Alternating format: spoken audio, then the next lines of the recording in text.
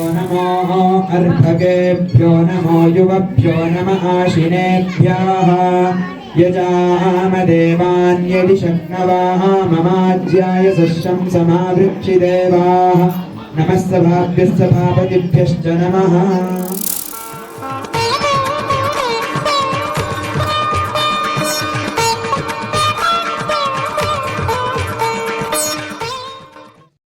ನಮಸ್ಕಾರ.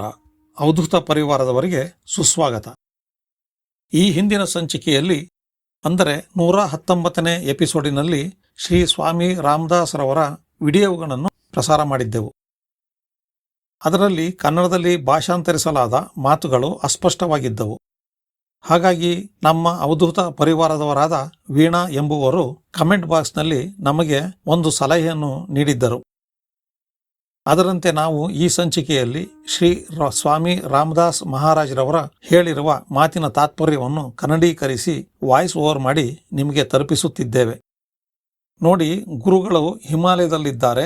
ಅವರು ಇರುವುದು ಉತ್ತರ ಭಾರತದಲ್ಲಿ, ನಾವು ಇರುವುದು ದಕ್ಷಿಣ ಭಾರತದಲ್ಲಿ. ನಾವೆಲ್ಲಿ, ಅವರೆಲ್ಲಿ. ಎತ್ತಣ ಮಾಮರ, ಎತ್ತಣ ಕೋಗಿಲೆ. ಬೆಟ್ಟದ ನೆಲ್ಲಿಕಾಯಿ ಸಮುದ್ರದ ಉಪ್ಪಿಗೂ ಇರುವ ನಂಟಿನ ಹಾಗೆ ನಮ್ಮ ಈ ಸಂಬಂಧ ಇಂದು ಕೂಡಿದೆ. ಹಾಗಾಗಿ ಗುರುಗಳು ಮಹಾಶಿಖರದಿಂದ ಇಳಿದು ಬಂದು ನಮ್ಮಂಥ ಪಾಮರರಿಗೆ ದರ್ಶನ ಕೊಡುತ್ತಿದ್ದಾರೆ. ಶ್ರೀ ಮಹಾರಾಜರವರು ಇರುವ ಜಾಗದಿಂದ ಇಲ್ಲಿಗೆ ಕನಿಷ್ಠ 6000 ಕಿಲೋಮೀಟರ್ ದೂರ ಆಗುತ್ತದೆ. ಅಲ್ಲಿಂದ ಈ ಹಾಸನ ನಗರದ ಸಿದ್ದಯ್ಯ ನಗರಕ್ಕೆ ಬಂದು ನಮ್ಮಂತಹವರ ಭಕ್ತರ ಮನೆಯ ಅಲ್ಪ ಆತಿಥ್ಯವನ್ನು ಸ್ವೀಕರಿಸುತ್ತಿರುವುದು ನಮ್ಮೆಲ್ಲರ ಸೌಭಾಗ್ಯವೇ ಸರಿ. ನಮ್ಮೆಲ್ಲರಿಗೆ ಭಗವಂತನ ಕೃಪೆ ಸಿಗಲಿ ಮತ್ತು ಹಿಂದೂ ಸನಾತನ ಧರ್ಮ ಉಳಿಯಲಿ ಎಂದು ಆಶೀರ್ವದಿಸುತ್ತಿದ್ದಾರೆ. बहुत गुणशाली है, बहुत ही औषधीय गुण से भरा हुआ है और ऐसे दिन और हम लोग कई लोगों को पता है, कई लोगों को नहीं पता है। तो ये विशेष दिन 25 दिसंबर के दिन हमें तुलसी दिवस मनाना चाहिए। हाँ, घर घर में तुलसी लगाएं, अपनी पूजा करें और उनसे आशीर्वाद प्राप्त करें। इसमें बहुत ऑक्सीजन होता है, हमारे बहुत हमें आरोग्य रखने के लिए इनमें बहुत औषधीय गुण है। ಈ ದಿನ ಡಿಸೆಂಬರ್ 25ನೇ ತಾರೀಕು. ಇವತ್ತು ಉತ್ತರ ಭಾರತದ ಕಡೆಯಲ್ಲಿ ತುಳಸಿ ಹಬ್ಬ ಎಂದು ಆಚರಿಸುತ್ತಾರೆ. ಇದು ಬಹಳ ಶ್ರೇಷ್ಠವಾದ ದಿವಸ, ತುಳಸಿಯನ್ನು ಪೂಜಿಸುವ ದಿವಸ. ಈ ತುಳಸಿಯ ಸೇವನೆಯಿಂದ ಮತ್ತು ಪೂಜೆ ಮಾಡುವುದರಿಂದ ತುಂಬಾ ಪ್ರಯೋಜನವಿದೆ. ಈ ದಿನ ತುಂಬ ಪುಣ್ಯ ವಿಶೇಷವಾದದ್ದು. ಇವತ್ತು ತುಳಸಿ ಹಬ್ಬದ ದಿವಸ. ಮನೆ ಮನೆಯಲ್ಲಿ ತುಳಸಿ ಗಿಡಗಳು ಇರಬೇಕು. ಅದನ್ನು ಪೂಜೆ ಮಾಡಿ ಆಶೀರ್ವಾದ ಪಡ್ಕೋಬೇಕು. ನಾವು ನಿರಂತರ ಆರೋಗ್ಯವಾಗಿರಲಿಕ್ಕೆ ತುಳಸಿ ತುಂಬಾ ಸಹಾಯ ಮಾಡುತ್ತದೆ. ತುಳಸಿ ಗಿಡದ ಮುಂದೆ 2 ತುಪ್ಪದ ದೀಪಗಳನ್ನು ಹಚ್ಚಿದರೆ ಹೆಚ್ಚಿನದಾಗಿ ಆಕ್ಸಿಜನ್ ಸಿಗುತ್ತದೆ. ಅಲ್ಲದೆ ಮನೆ ಮತ್ತು ಸುತ್ತಮುತ್ತಲಿನ ವಾತಾವರಣ ಶುದ್ಧವಾಗುತ್ತದೆ ಮತ್ತು ಮನಸ್ಸು ಕೂಡ ಆಹ್ಲಾದಕರವಾಗಿರುತ್ತದೆ. ದೇವರು ನಮಗೆ ಕೊಟ್ಟಂತಹ 3 ವರಪ್ರಸಾದಗಳು. ಅವುಗಳು ಯಾವುದೆಂದರೆ, ಮೊದಲನೆಯದು ಗೋವು, ಎರಡನೆಯದು ತುಳಸಿ ಮತ್ತು ಮೂರನೆಯದು ಗಂಗೆ. ಇವುಗಳು ನಮಗೆ ಸಹಜವಾಗಿಯೇ ದೊರಕಿದೆ. ಅಲ್ಲದೆ ಭಗವಂತನಿಂದ ಆಶೀರ್ವಾದ ದ್ಯೋತಕವಾಗಿ ಲಭಿಸಿದೆ. ದೇವತೆಗಳಿಗೂ ಇದು ದುರ್ಲಭ. ಇಂತಹವುಗಳ ಸೇವೆ ಮಾಡುವುದನ್ನು ನಾವು ನಮ್ಮ ಮಕ್ಕಳಿಗೆ ಸಂಸ್ಕಾರ ರೂಪದಲ್ಲಿ ಕಲಿಸಬೇಕು. ಇವುಗಳಿಗೆ ಯಾಕೆ ಅಷ್ಟೊಂದು ಮಹತ್ವ ಅಡಗಿದೆ ಅಂದರೆ, ಕೆಲವು ದೇಶಗಳಲ್ಲಿ ಇಂತಹವುಗಳಿಗೆಲ್ಲ ಅವಕಾಶವೇ ಇರೋದಿಲ್ಲ. ಹಾಗಾಗಿ ನಮ್ಮದು ಅತ್ಯಂತ ಪುಣ್ಯ ಭೂಮಿ. ಈ ಸಮಾಜಕ್ಕೆ ಶ್ರೀ ಪುನೀತ ಅವರಂಥ ಒಳ್ಳೆಯ ಸಜ್ಜನರು ಸಿಕ್ಕಿದ್ದಾರೆ. ನಾನು ಇರಲಿ ಬಿಡಲಿ ಈ ದಿನವನ್ನು ಮುಂದೆಯೂ ಕೂಡ ಪ್ರತಿ ವರ್ಷ ತುಳಸಿ ಹಬ್ಬದಂದು ಆಚರಿಸಬೇಕು. ಇಂಥ ಪುಣ್ಯ ದಿನದಲ್ಲಿ ನಾವು ತುಳಸಿ ಗಿಡಗಳನ್ನು ಕೊಡುವುದು ಮತ್ತು ತೆಗೆದುಕೊಳ್ಳುವುದು ಮಾಡಿದರೆ ಸುಖ ಮತ್ತು ಸಮೃದ್ಧಿಗಳು ಲಭ್ಯವಾಗುತ್ತವೆ. ಇದನ್ನು ಎಲ್ಲರಿಗೂ ತಿಳಿಸಿ. ಬರೀ ತುಳಸಿ ದರ್ಶನ ಮಾತ್ರದಿಂದಲೇ ಪುಣ್ಯ ದೊರಕುತ್ತದೆ. ತೀರ್ಥಕ್ಷೇತ್ರಗಳ ದರ್ಶನ ಮಾಡಲಿಕ್ಕೆ ಆಗದವರು ಶ್ರೀ ತುಳಸಿಯ ದರ್ಶನ ಮಾಡಿ ಪ್ರತಿನಿತ್ಯ ಪೂಜೆ ಮಾಡಿದರೆ ಅತ್ಯಂತ ಪುಣ್ಯವಂತರಾಗುತ್ತಾರೆ. ತುಳಸಿಯನ್ನು ಪ್ರತಿ ಮನೆಯಲ್ಲೂ ಕೂಡ ಇಟ್ಟು ಪೂಜಿಸುವುದರಿಂದ ಮನೆಯು ಸುಂದರವಾಗಿರುತ್ತದೆ ಹಾಗೂ ಚೆನ್ನಾಗಿರುತ್ತದೆ. ಋಷಿಮುನಿಗಳು ತುಳಸಿ ಬಗ್ಗೆ ಸುಮ್ಮನೆ ಗುಣಗಾನ ಮಾಡಿಲ್ಲ. ಅದರ ಮಹತ್ವವನ್ನರಿತೇ ನಮಗೆ ಈ ಬಗ್ಗೆ ತಿಳಿಸಿದ್ದಾರೆ. 18 ಪ್ರಕಾರದ ತುಳಸಿಗಳಿವೆ. ನಮಗೆ 2 ಪ್ರಕಾರದ್ದು ಮಾತ್ರ ಗೊತ್ತಿದೆ. ಒಂದು ರಾಮ ತುಳಸಿ, ಇನ್ನೊಂದು ಶ್ಯಾಮ ತುಳಸಿ. ನಿಮ್ಮ ಕಡೆಯಲ್ಲಿ ಇವುಗಳನ್ನು ಶ್ರೀ ತುಳಸಿ ಮತ್ತು ಕೃಷ್ಣ ತುಳಸಿ ಎಂದು ಕರೆಯುತ್ತಾರೆ. ಹಿಮಾಲಯದಲ್ಲಿ ನಾರಾಯಣ ತುಳಸಿ ಮತ್ತು ಗಂಗಾ ತುಳಸಿಯ 18 ಪ್ರಕಾರಗಳಿವೆ. ಶ್ರೀಮನ್ನಾರಾಯಣನಿಗೆ ತುಳಸಿ ಇಲ್ಲದ ಪೂಜೆ ಅಪೂರ್ಣವಾಗುತ್ತದೆ. ತುಳಸಿ ಇಲ್ಲದ ನೈವೇದ್ಯ ಕೂಡ ವಿಷ್ಣುವಿಗೆ ಸಮರ್ಪಣೆ ಆಗೋದಿಲ್ಲ. ತುಳಸಿಯು ಭಕ್ತಿಯ ರೂಪ.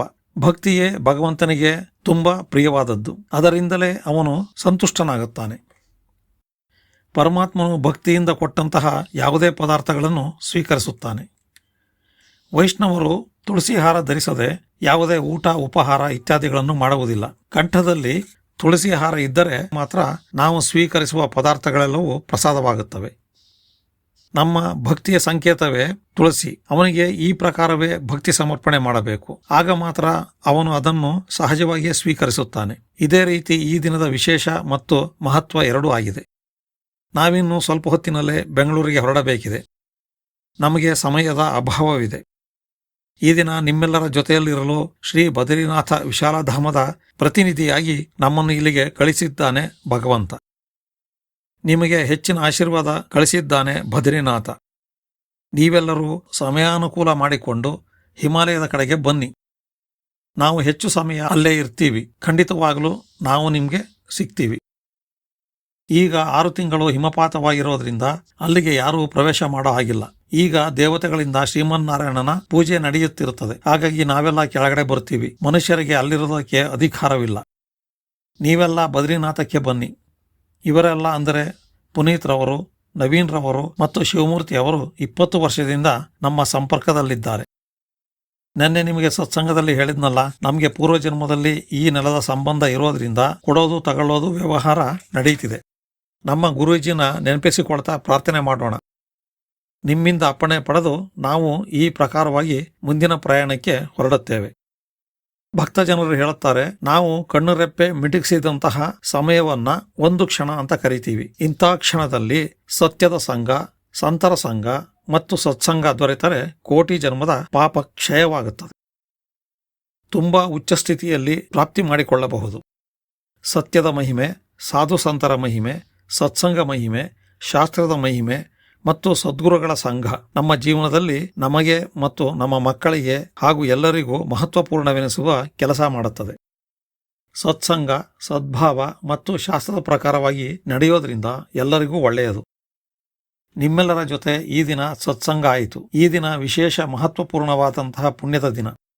ಒಳ್ಳೆಯ ಕಾರ್ಯಕ್ರಮ ಮಾಡಿದಿರಿ. ಪುನೀತ್ ರವರು, ನವೀನ್ ರವರು ಮತ್ತು ಶಿವಮೂರ್ತಿಯವರು ನಾನು ಯಾವಾಗ ಬಂದಿದ್ದೇನೋ ಅವತ್ತಿನಿಂದ ಅವರ ಕಾರಿನಲ್ಲಿ ನನಗೆ ತಿರುಗಾಡಿಸುತ್ತಿದ್ದಾರೆ. ಇವತ್ತು ನನಗೆ ಬೆಂಗಳೂರಿಗೆ ಕರ್ಕೊಂಡು ಹೋಗುವವರಿದ್ದಾರೆ. ನಿನ್ನೆಯಿಂದ ದತ್ತು ಮಹಾರಾಜ್, ಗುರುಕೃತಿಕ್ ಹಾಗೂ ಮಾತಾ ಅನಿತಾರವರು ನಮ್ಮ ಸಂಪರ್ಕದಲ್ಲಿದ್ದಾರೆ. ಈ ಕಾರ್ಯಕ್ರಮವನ್ನು ವಿಡಿಯೋ ಮಾಡಿ ದಾಖಲಿಸಿ ಎಲ್ಲರಿಗೂ ತಲುಪಿಸುತ್ತಾರೆ. ಇದೊಂದು ಒಳ್ಳೆಯ ಕೆಲಸ. ಒಳ್ಳೆಯ ವಿಷಯಗಳನ್ನು ಜನಗಳ ಕಿವಿಗೆ ತಲುಪಿಸುವುದು ಕೂಡ ಸತ್ಕಾರ್ಯವೇ. ನಮ್ಮದು ಹಿಂದಿ ಭಾಷೆ. ಹಿಂದಿ ಭಾಷೆಯನ್ನು ತಿಳಿದವರು ಇಲ್ಲಿರುವವರಲ್ಲಿ ಕಡಿಮೆ. ನಾನು ಹೇಳಿದ್ದು ನಿಮಗೆಲ್ಲ ಅರ್ಥವಾಗಿದೆ ಅಂತ ಭಾವಿಸ್ತೀನಿ. ಈ ಸತ್ಸಂಗ ಪವಿತ್ರವಾದ ದಿನದಲ್ಲಿ ಜರುಗಿದೆ.